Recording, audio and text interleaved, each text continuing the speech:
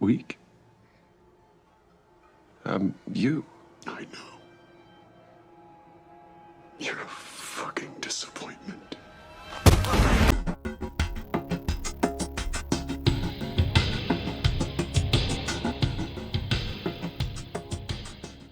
Alright guys, welcome back. GM Light here. Today we're going to be talking about Pet Sematary Bloodlines, the new Pet Sematary prequel. I just watched it last night, and I feel bad saying this. I really didn't want to, but this movie kind of sucks. I was very disappointed by it, and we'll get into that, but first with the premise. Pet Sematary Bloodlines about, in 1969, a young Judd Crandall dreams of leaving his hometown of Ludlow, Maine behind, but soon discovers sinister secrets buried within. Judd is forced to confront a dark family history that will forever keep him connected to Ludlow. So it's pretty much a full feature-length version of the Timmy Baterman anecdote from the original movie and the book. You kind of see a little hint of it in the 2019 remake when Louis Creed's going through the history of the town. He finds the news clipping about the house burning and stuff. And this movie kind of takes it in a different direction. I think it was trying to subvert some expectations and not just follow it exactly to plan, to kind of change things up a bit, make it so that you don't know the whole plot from the beginning to end. But overall, I just found this movie so fucking underwhelming. I guess as far as positives go, it's well put together, acted, filmed, all that stuff is good. The makeup and everything with the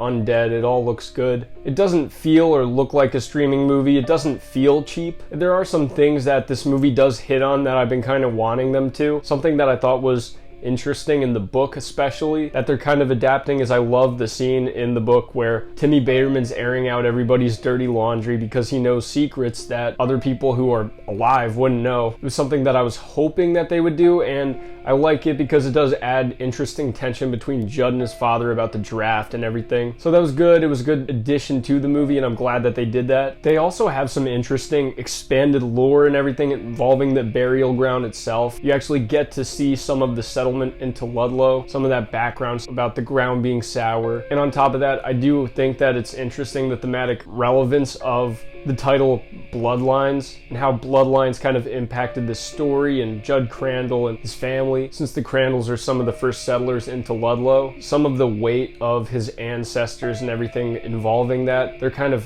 felt on him throughout the movie, and it's something that I think just added to the movie. The idea that legacy matters makes for something that I think a Pet Sematary movie could have tackled very well, and I think that they do a good enough job with it here, but unfortunately, there's so much about this movie that does not work for me. Now, really getting into the negatives, I just find this movie to be kind of generic, and that sucks too because the original Pet Sematary is absolutely one of my favorites. And what makes that original so interesting and heart-wrenching and emotional, it's so missing from here. And I really don't like the way that they set this movie up. It feels like we don't get the legwork of the emotional stakes, and because of that, they don't feel earned at all. And the fact that when Timmy comes back, Judd never knew that he died, that does not work for me. It doesn't sit well with me. It could have created a greater tension in the movie and have this idea that Judd lost his friend and now he's back and how he has complicated emotions about that. That could have done really well for this movie, but they don't get into it. They don't do that. They're sort of put in a plot where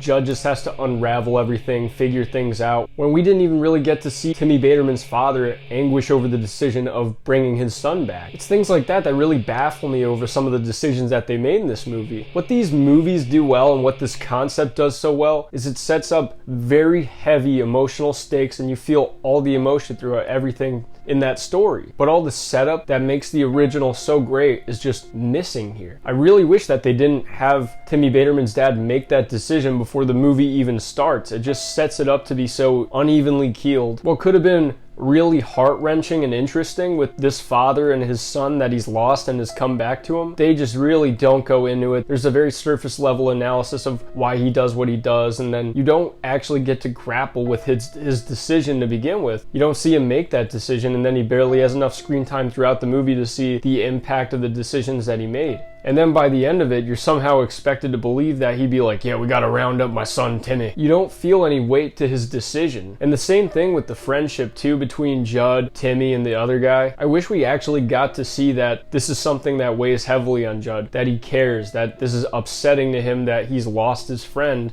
and that he's not just going to have to lose him once, but twice. Because he didn't even really know that he lost him in the first place. He just comes back and he thinks he's acting weird. And it doesn't seem like the movie treats it with genuine concern. It doesn't seem like Judd is genuinely concerned about Timmy or that this is upsetting to him. He's just like, what's up with Timmy? Why is he so weird? Like it's like a Scooby-Doo mystery type thing. But it's not. This is something that should be very sad to him. He should feel something, especially too when they try to like emotionally manipulate you with these flashbacks of them hanging out and having fun. It should not have been very hard to make you care and buy into these friendships, but they just simply don't. They set you up to believe that Judd, Manny, and Timmy have this long history as three friends and that they all grew up together, they spent their whole lives together. And then when they're faced with this terrible decision of what to do with Timmy, it just devolves into a very generic kind of like action horror movie. Get these quick cuts, it just rushes to the finish line of just Timmy killing some of these townspeople. And on that other side of where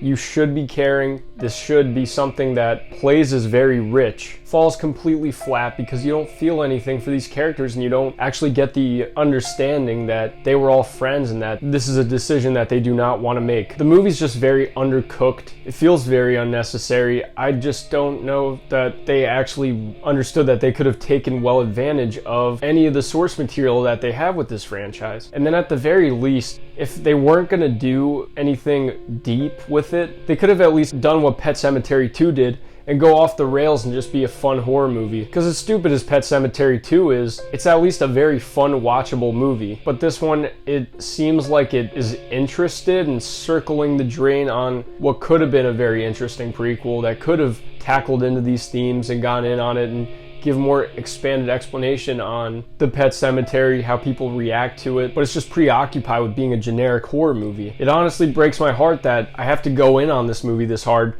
I was hoping that I would be in disagreement with other people, that I would be the one who enjoyed it, but I really don't feel that way. At its best, it could be kind of fun, be a little bit of a gory movie, but at its worst, it just does not follow through with anything. And I wasn't really tracking along with this movie. Like the first half hour, the way that it's just kind of disjointed, I was thinking in my head that it just wasn't working for me. It kind of got off to a rough start, and then I was just kind of hoping that it would save it maybe at some point. I just really wish that they had some kind of person telling them that this wasn't cutting it, that they need to develop things more. This movie should have been longer, it should have been more developed, but it just feels like a big nothing burger and just a generic movie. I made a video a year ago saying that I was kind of worried about this movie because, you know, with prequels it's tough. You're not taking a step forward, you're taking a step backwards, and there's a lot of risk with that. And since I read the story because I read the book, and they go into pretty good detail in the book. And then obviously you have the flashback in the original movie. This is a story that I know. But still, I was hoping that if it's written right, if they do things well, it could have been a good movie and it could have been a nice companion piece to that remake. That's what I was hoping for. I didn't think that it would really reach the originals, but I still was hoping that